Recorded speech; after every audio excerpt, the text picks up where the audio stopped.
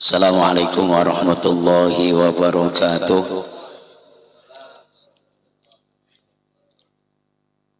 Innal hamdalillah nahmaduhu wa nasta'inuhu wa nastaghfiruh wa na'udzu billahi min shururi anfusina wa min sayyiati a'malina. May yahdihillahu fala mudhillalah wa may yudlil fala hadiyalah. Asyhadu an la ilaha illallah wahdahu la syarikalah wa asyhadu anna Muhammadan abduhu wa rasuluhu la nabiyya ba'dah. Allahumma salli wa sallim ala sayyidina Muhammadin ibni Abdillah wa ala alihi wa ashabihi wa man tabi'ahum bi ihsanin ila yaumil qiyamah. Rabbi shrah li sadri wa yassir li amri wahlul 'uqdatam min lisani yafqahu qawli. Rabbi fanfa'na bi barakatihim wahdinal husna bi hurmatihim wa amitna fi tariqatihim wa mu'afatim minal fitani. Sadaqallahul azim wa sadaqa rasuluhul karim wa nahnu ala dzalika minasy syahidin. Amma ba'd. Hadratul muhtaramun, bapak-bapak jamaah yang dirahmati Allah Subhanahu wa taala. Pertama sekali, tiada kalimat yang pantas kita ucapkan melainkan ucapan puja dan puji syukur kita ke hadirat Allah Subhanahu wa taala dengan mengucapkan alhamdulillahirabbil alamin atas nikmat yang diberikan oleh Allah kepada kita, baik itu nikmat iman, nikmat Islam, dan terutama nikmat kesehatan yang sampai saat ini masih kita rasakan bersama, sehingga pada kesempatan malam yang berbahagia ini kita masih dapat bermuajahah, masih dapat bertatap muka, masih dapat berkumpul, dan masih dapat melaksanakan rutinitas kita setiap malam Jumat. Mudah-mudahan dengan mensyukuri atas nikmat yang diberikan oleh Allah, semoga Allah senantiasa menambah nikmat-nikmatnya kepada kita semua. Amin ya rabbal alamin.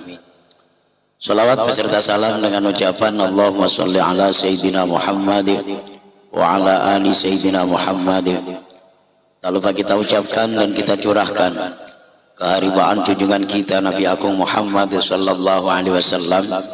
Semoga dengan barokahnya kita berselawat kepada beliau, kelak di yaumil mahsyar nanti kita semua yang hadir di majelis ini semoga mendapatkan syafaatnya ataupun pertolongannya. Amin ya rabbal alamin. Jemaah yang dirahmati Allah Subhanahu wa taala, sebagaimana biasa sebelum kita melaksanakan rutinitas kita untuk zikir dan bermunajat kepada Allah untuk agar bisa menambah keberkahannya satu majelis, maka walaupun toh satu kalimat ataupun dua kalimat kita akan menyampaikan satu kajian yang berkaitan dengan ilmu agama, di mana pada malam hari ini masih melanjutkan pembahasan dalam malam-malam Jumat yang lalu, yaitu mengenai tentang rahasia-rahasia ataupun keajaiban-keajaiban yang ada di dalam bulan Rajab, ya. Keajaiban-keajaiban yang ada di dalam bulan Rajab, di mana di bulan Rajab ini adalah bulan yang sungguh luar biasa, ya, sungguh luar biasa, bulan yang sungguh sangat istimewa, di mana banyak kejadian-kejadian ataupun amaliyah-amaliyah yang kita kerjakan di bulan Rajab ini, sehingga itu mempunyai suatu makna yang sangat luar biasa di hadapan Allah Subhanahu wa taala. Di antara keajaiban dan keistimewaan yang ada di bulan Rajab lagi itu, Kita semua umat Islam tahu bahwa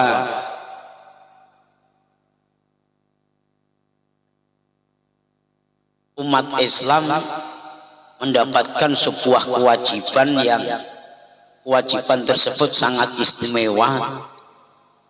Itu ada di bulan Rajab. Kewajiban-kewajiban sebagai orang muslim itu banyak.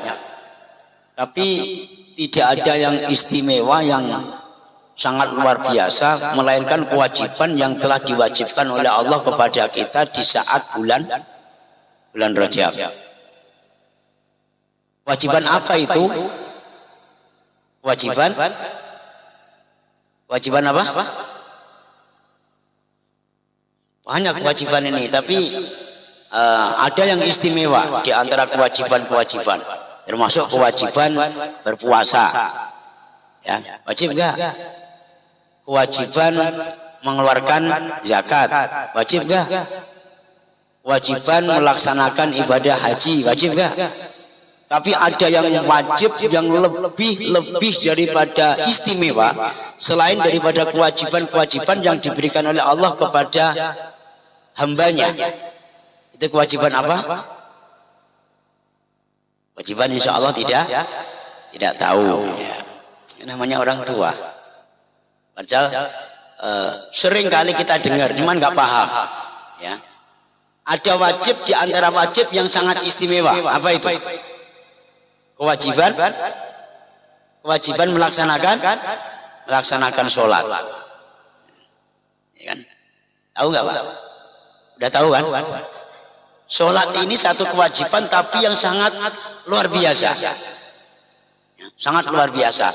Saking luar biasa kewajibannya sholat itu, Allah mewajibkan kepada hambanya itu bukan semata-mata diwajibkan, tapi dipanggil. Oh, apa enggak istimewa? Kalau puasa, Allah hanya menyerukan, wahai orang-orang yang beriman, berpuasalah kalian semua sebagaimana puasanya orang-orang terdahulu, kan begitu? Ya. Terus kewajiban melaksanakan atau mengeluarkan zakat, Allah hanya memerintahkan, wahai orang-orang yang beriman, keluarkanlah zakatmu. Ya. Kewajiban melaksanakan haji juga demikian, wahai orang-orang yang beriman, tunaikanlah ya haji, laksanakan haji. Tapi kalau sholat bukan hanya sekedar diperintahkan saja, saking istimewanya sholat, itu dijemput oleh Kanjeng Nabi Muhammad Shallallahu Alaihi Wasallam. Rupanya dalam penjemputan itu dalam kisah perjalanan Isra Mi'raj. Isra Mi'raj di bulan apa? Di bulan Rajab. Nah, maka di bulan Rajab itulah Allah berikan kewajiban terhadap Kanjeng Nabi Muhammad, terhadap kita sebagai umat untuk melaksanakan sholat. Saking pentingnya sholat, kewajiban itu bukan hanya diserukan saja, tapi kekasihnya Allah rupanya Kanjeng Nabi Muhammad itu dipanggil, dijemput sendiri. Saking pentingnya sholat. Karena itu bapak-bapak jamaah yang dirahmati Allah Subhanahu wa taala, sering kali kita sampaikan bahwa dalam sebuah hadis Kanjeng Nabi Muhammad sallallahu alaihi wasallam, beliau bersabda, awwalu ma yuhasabu bil abdu yaumal qiyamati as-shalah. In saluhat saluhat sa'iru amali wa in fasadat sa'iru amali. Di akhirat besok itu pertama kali yang akan dihisab oleh Allah, yang akan dihitung oleh Allah, yang akan dinilai oleh Allah terlebih dahulu adalah tentang sholat kita. Apabila nilai sholat kita itu 100, maka insya Allah nilai amal perbuatan yang lain pun akan menjadi 100. Ya, akan menjadi baik. Akan tetapi kalau nilai sholat kita itu nol besar, syaratnya nggak ngerti, ya, rukunnya nggak ngerti, hayatus sholatnya nggak paham, abatus sholatnya nggak paham, bagaimana cara sujud, bagaimana cara ruku, tomainah itu yang bagaimana, sama sekali tidak ngerti, sehingga setelah diponten oleh Allah besok di akhirat nilai daripada sholat kita itu nol, maka kebaikan-kebaikan ataupun amalia-amalia yang kita kerjakan selain sholat itu akan menjadi nol. Maksudnya apa? sholat ini adalah sebagai kunci, sebagai apa kalau orang ujian? Ya, apa? Sebagai contekan? Bukan, sebagai barometer lah. Ya, sebagai barometer, sebagai tolak ukur, sebagai tolak ukur daripada amal-amal perbuatan kita. Kalau sholat kita bagus, maka amaliyah yang lain akan menjadi bagus. Tapi kalau sholat kita tidak baik, tidak bagus, maka amaliyah yang lain akan menjadi tidak bagus. Nah ini bapak-bapak jamaah yang dirahmati Allah Subhanahu wa taala, saya juga sering menyampaikan di dalam kajian-kajian hakikat, ya, di dalam kajian-kajian tarekat kita, bahwa yang diperlukan sholat dalam hal ini bukan hanya sekedar sholat raganya saja, ya, atau sholat bentuk fisiknya saja. Tapi bagaimana kita melaksanakan sholat bukan hanya sekedar fisiknya saja, jungkir balik, rukuk, sujud, i'tidal, itu bukan. Akan tetapi berusaha untuk bagaimana jasmaniyah dan rohaniyah kita juga bisa sholat. Bentuk fisik kita juga sholat, hati kita juga bisa sholat.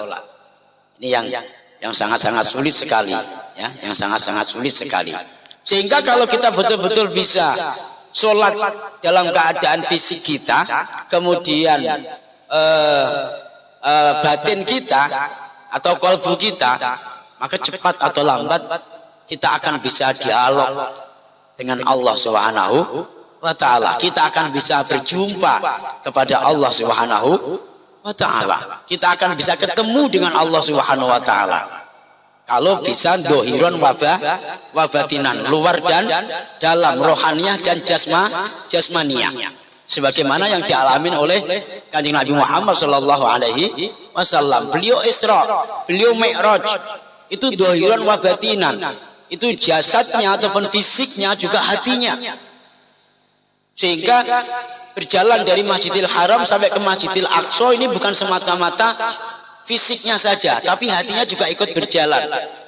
Begitu sampai Masjidil Aqsa, akhirnya naik ke Sidratil Muntaha, dinaikkan oleh Allah sampai ke Sidratil Muntaha. Itu juga sama, dohiran wabatinan, sehingga di Sidratil Muntaha sana bisa berjumpa dengan Allah Subhanahu wa ta'ala. Akhirnya membawa oleh-oleh atau membawa kewajiban untuk melaksanakan sholat, yaitu sholat 5 waktu. Itu secara ringkasnya saja.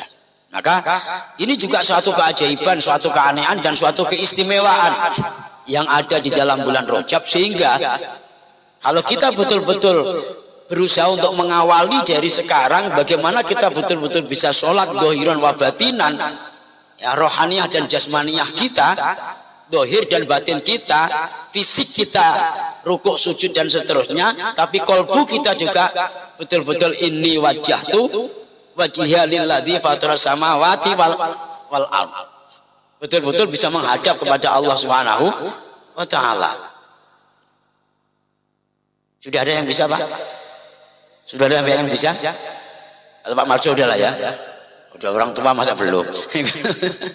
Kalau Jurjan mungkin lain karena masih muda. Jadi kelihatan fisiknya itu rukuk sujud, tapi hatinya ingat cewek. Itu maklum. Kalau Pak Marjo mau ingat apa lagi? Cewek sudah punya, istri juga sudah punya, ya kan?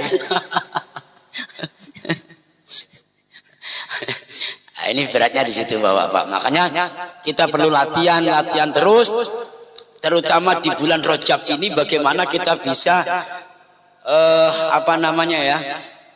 membetulkan atau membetulin kesalahan-kesalahan dalam kita melaksanakan sholat, sehingga semakin bertambah tahun, ya, ketika peringatan Isra Mi'raj di bulan Rajab, kita bertambah ilmu. Ketika sudah bertambah ilmu, maka bertambah pengamalan kita. Cara kita mengamalkan sholat, yang kemarin tidak tahu rukun, sekarang tahu rukun, ya, yang kemarin tidak tahu syarat, sekarang sudah tahu syarat. Yang kemarin cuma hanya jasadnya saja, fisiknya saja. Bagaimana tahun ini latihan untuk kolbunya. Bagaimana yang selama ini mungkin kita hanya ngamjar gitu saja, tapi setidak-tidaknya kita bisa khusyuk. Ya, minimal kita bisa membetulin Fatihah kita. Kemarin diterangkan bahwa harus membaca Fatihah bertambah tasdidnya. Dan jangan sekali-kali mengucapkan huruf dha di dalam Al-Fatihah, karena di dalam Al-Fatihah tidak ada huruf dha, yang ada huruf dot. Maghdu bukan maghzu. Ya. Waladdo bukan waladdo. Nah, ini kan susah, Pak. Ya paling tidak ada latihan, ya. Latihan agar di kemudian hari nanti semakin lama semakin tambah baik. Mudah-mudahan ada manfaatnya dan ada barokahnya. Amin ya rabbal alamin. Demikian, kurang lebihnya mohon maaf. Kita akhiri dengan ucapan walafu minkum. Wassalamualaikum warahmatullahi wabarakatuh.